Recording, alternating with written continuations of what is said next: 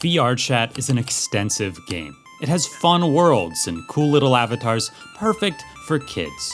It also has many adults getting up to adult activities with adult avatars. Clubs are a massive part of this, a driving force behind the scenes for years, attracting people who are interested in that aspect of the game. But what are they all about? How do people get into them? How do they function? And how can things be better? I want to get to the bottom of this. I want to know what clubs are really like in this game called VRChat.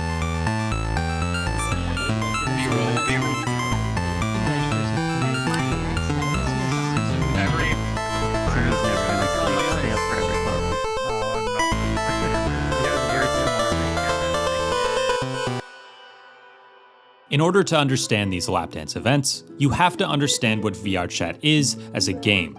VRChat is a VR game. You put on a VR headset and it tracks your head and hands using the controllers. Full body tracking allows you to control the entire body of your avatar. Pretty cool. The game itself is a social game, with all content being user generated, so anyone can make something and upload it.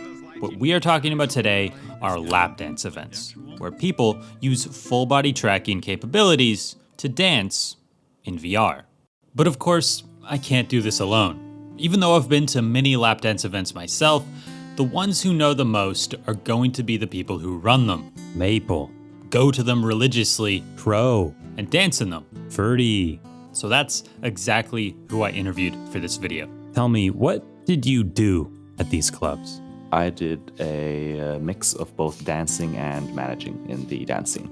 Primarily networking, recruiting, management, cultivation of a community, I suppose would be the best way to put it. There's mainly two things. It's either you do stage dancing or you do lap dancing on the lap itself. Stage dancing is mainly where you're in front of a big crowd and you end up doing more of a performance. Lap dancing is you can be one-on-one, one-on-two, or multiple lap at the same time, and you're just dancing on those laps that you want to dance on.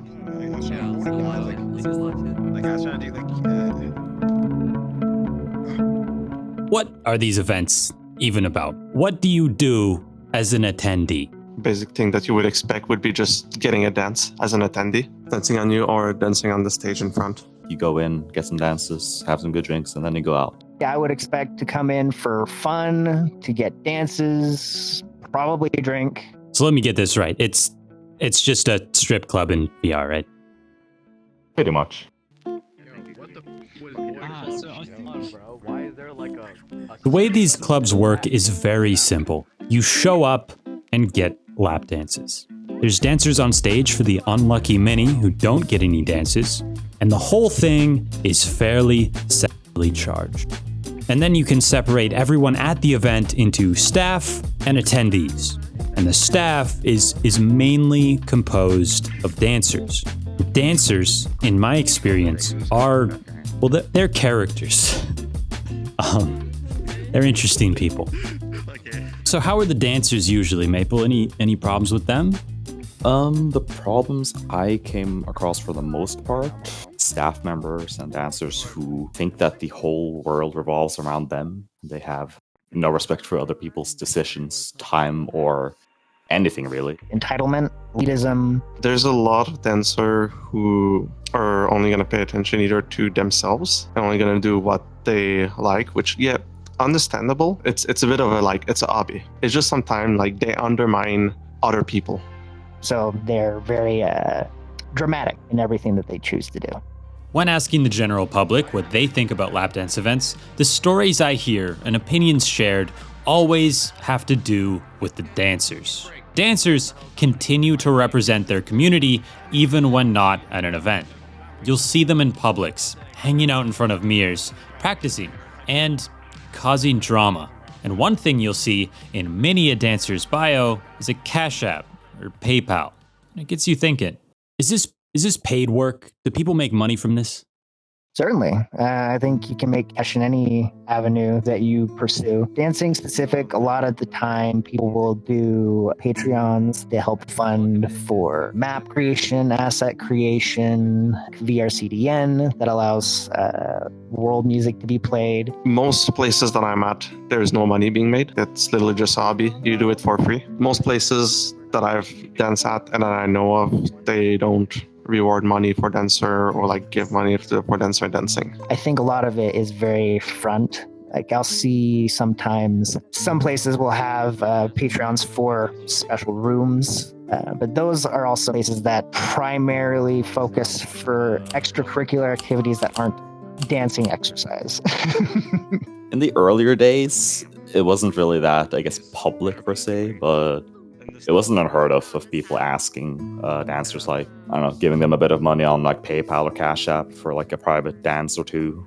Nowadays, I feel like you see it nearly everywhere. Dancers having like their Cash App or PayPal in their bio, and then maybe prices as well for like, I don't know, say an hour of dances or not safe for work dances.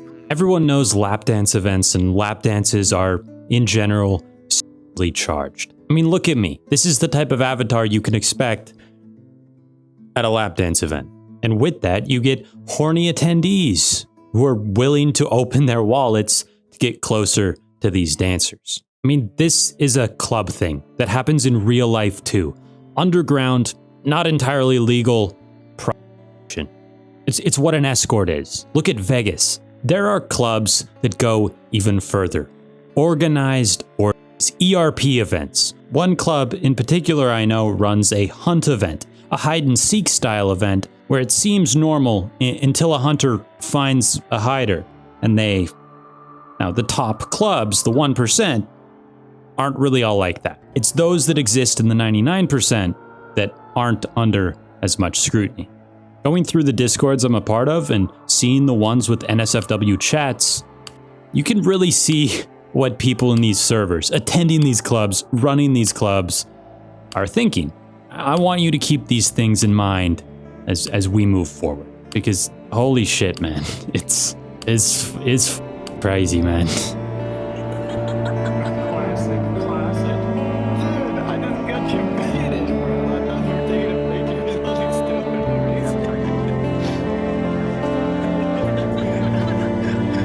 It literally is the only one that you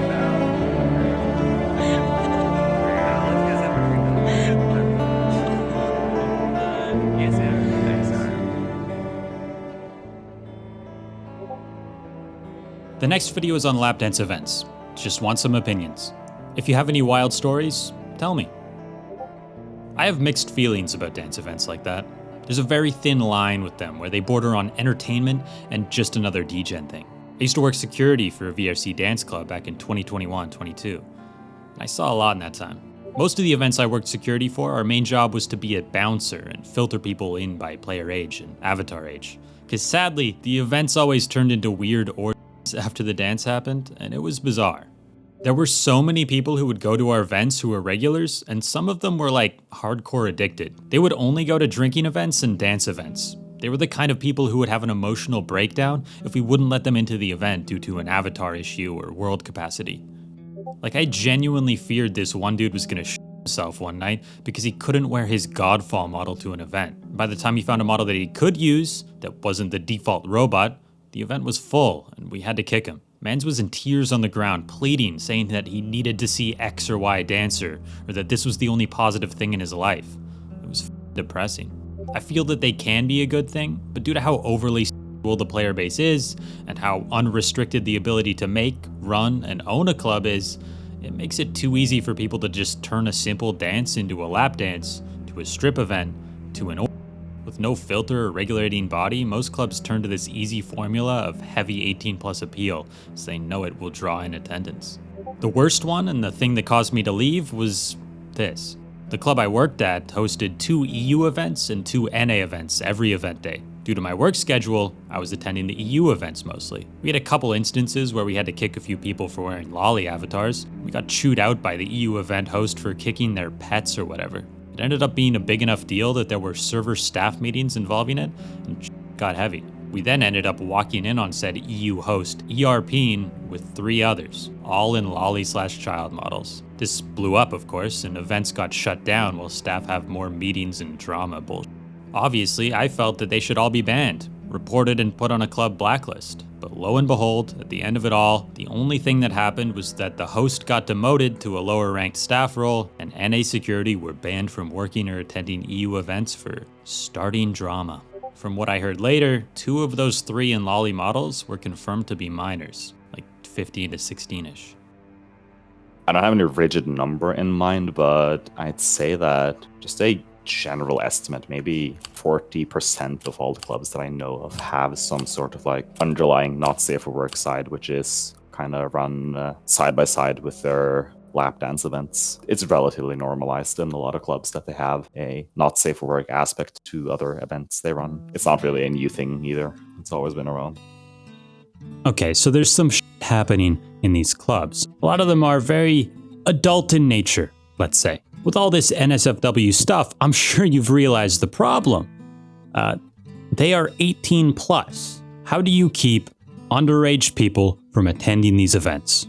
Well, lucky for us, VRChat apparently has a solution: age verification. Today, I'm going to be talking about something we think will make VRChat safer and better for everyone: age verification. November 27th, VRChat released their plans for age verification, something that's been in talks for a while now. Based on past feedback, we don't think we have to sell you on age verification. Lots of folks want it. I even had some input through DMs with Tupper, and it looks like it's going to be how I want it. Pretty much exactly. Group instance creators will have the option to restrict access to age-verified users when creating all group instance types: Group Public, Group Plus, or Group Only. When enabled, age verification will require anyone attempting to join that instance to be 18. I originally wrote most of this video about how the clubs are doing age verification wrong and need to do things in a better way. This is that better way. VRChat is partnering with Persona to verify the ages of users who opt into the program. When you verify with this third party, you'll be required to provide some form of government-issued ID, which they'll then check. We, however, won't receive any of this information back outside of your birth date. We won't see your name, where you live, or anything else, nor will any of that information be stored on our servers. This is the better way. It's coming to the game now. This makes things 10 times easier for these adult events to limit attendees. Users who are verified as being over 18 will be able to put a special badge on their profile. Now, you'll still have to wait a minute. It's not out yet and is being rolled out slowly, but it is coming. Be patient. We don't know when exactly age verification will be enabled for all groups to use. So until then, and for these clubs' entire past, they have and will keep using the same methods of verification currently in place. And those methods can have massive consequences, and I don't really like them. So there is in general 3 ways that a club can do age verification. First being that they just have you click a button, which you see on like, I don't know, I guess websites, for example. If you click this button, you agree that you are over the age of 18. Second you have is that you have a channel or ticket or something similar on the Discord server where you write your date of birth. There's the simple way where they're very mostly hands-off. Trust the word of the user that's presenting the identification, which is just DOB, date of birth. They just type out what it is and trust that this person is being an adult. The third and last part is where you physically show another person your ID, like through a ticket or like a picture, webcam, whatever. And that is the method that I think is really stupid to do because you don't know who is getting your information. I dislike club that ask for ID because I will not trust a single club to have my ID. I would say majority of places ask for that to be blacked out with all your personal information and just want your date of birth. But I have heard of places that just want the ID because some people have certifications to be able to see that kind of thing. I don't know how much I personally believe that. That's an issue. I've had this talk recently, and that's an issue that somebody that I know brought it up. Is that, especially with AI recently, it's way easier to do a fake ID now than it used to be, which ends up completely like kind of destroying destroying the purpose of it. If you end up giving your real ID, you just end up getting your information, and you don't know if the person that is asking for your ID is going to delete it after that, which ends up being a very big risk for like privacy and stuff. A lot of it initially comes from concern because somebody will pass around what they think is a fake ID. Hey, I don't know if this is real or not. I just want to make sure everybody's on the up and up because this could be a minor. We don't want a minor in our clubs. This one time there was a Discord where a lot of club owners were all together exchanging information with the knowledge that this stays here. But some people were being petty, or they were getting very power hungry in the sense of, they had all this information and were using to blackmail, dox other community members in the dancing scene until their accounts were hacked, they were doxxed, and overall that Discord was ultimately deleted. But it was a place for us to kind of source out and share like who was a known minor, so that way we could keep them out. It's an 18 plus scene, so it's very much like needed, but I would not trust clubs to have my ID. These are the methods most clubs will ask you to verify through, and they all have their own problems.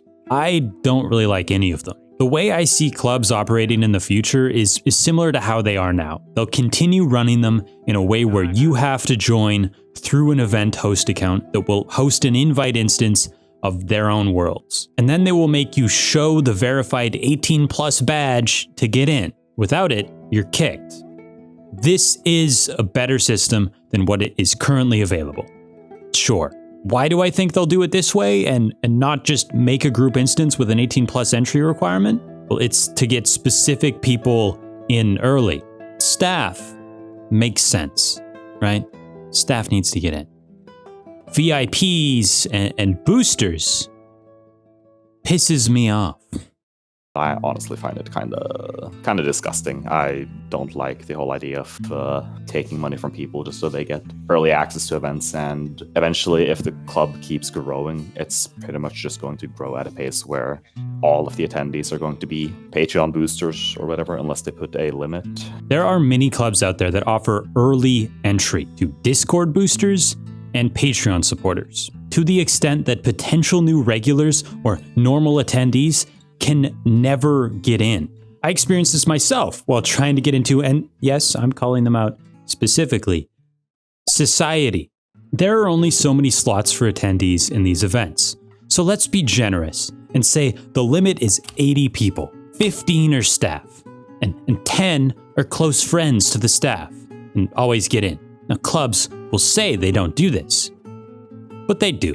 That leaves 55 slots for attendees. I, myself, do not trust that the one guy accepting all of the requests is not looking through who the requests are coming from and picking and choosing who they recognize and like. New people aren't gonna get it. It's really not even worth the money half the time, I personally think. Not unless you are very good friends with either the owner or the bouncer, the person at the door. Because if they recognize your name and they like you, chances are you're more likely to get in. Some places are a little bit more fair and balanced across the board and they just pick whoever. But usually it's first come, first serve. And when you're a booster, first come, first serve. It really seems all negative. You think they should even exist? That's because you're only asking about the negative, Dara. If that's all you talk about, that's all you ask, of course that's all you'll see. They exist because people want to go to them. There's nothing wrong with that. They aren't inherently bad, and you know this. Then what is good? A bunch of horny guys and girls stuck at home dancing on each other in VR? That's what's good, Dara. Do you think these people ever get out much normally? Would the same vitriol and hate be thrown at them if they were getting drunk and dancing at a real-life nightclub? No. No, it would be seen as normal, regular people expressing themselves. We're all just animals. Let them get off how they want, so long as no kids are involved and it's between consenting adults. What's the issue? Because it's strange. It's different. I'm not used to it. Nobody's used to it. It's new. A lot of the hate as well is because guys can act and look like women, and women can act and look like men. That's not really a problem, is it? For a small group of people in a private instance to have a little adult fun? That's never been the issue people should have with it. And it's not the issue that people do have with it. Yeah. It's the kids, isn't it? It's the kids. It's always been the kids. It's how Habbo Hotel was brought down. Roblox, Second Life, any game you can imagine that allows this level of freedom from its players, these concerns get brought up constantly. It's what so many people have trouble with when it comes to VRChat in general. Entire channels dedicated to exposing people, and it's always about kids. Brandon FM's entire 2-hour video can be boiled down to kids and child safety. I wish it wasn't a concern. I wish kids nowadays had a place like I had Club Penguin when I was a kid, but they don't, as corporations and studios prioritize money over everything else. And kids are then subject to a stream of constant, attention-grabbing, ad-filled garbage and shoved into the worst moderated experiences in history. VRChat is not perfect in that regard, but you cannot deny there are attempts to make things better. You can say it's not good enough. You can point out the negative things and point fingers at who you think is responsible. But the process is always tough when it comes to these things. Age verification is a huge step to that reality, where things aren't an issue. Kids aren't exposed to the adult parts of the game. I asked my Discord if VRChat lapdance events are more of a net positive or net negative to VRChat and the people who attend them. And the results of the poll were mixed. Most hadn't been to these events at all, but the majority who have said positive for people and negative for game. And I'm inclined to agree. Overall, I think clubs are a positive thing for VRChat. It gives a lot of people a social arena to do different activities and events and connects people. It's just generally people that just love dancing and just love music and everything like that. I think overall it's good for both, because the game is what the people make it. And if the people are good, the game is good. Adult content is not a good public perception to any game, but you can't get rid of it. Like, you really can't, especially when the game is so open and free to public-made content. Hey, but think about it, they have handcuffs. We're looking at fanboy. We're looking at fanboy for Dara, though. Dara needs a fanboy.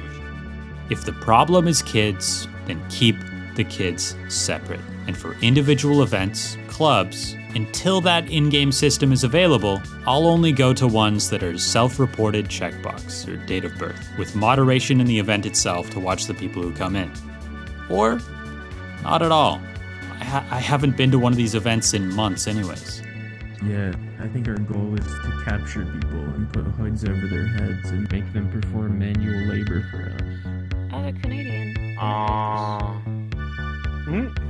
Canada isn't real, silly. It's just the way his dance and then when he like attaches to the spear.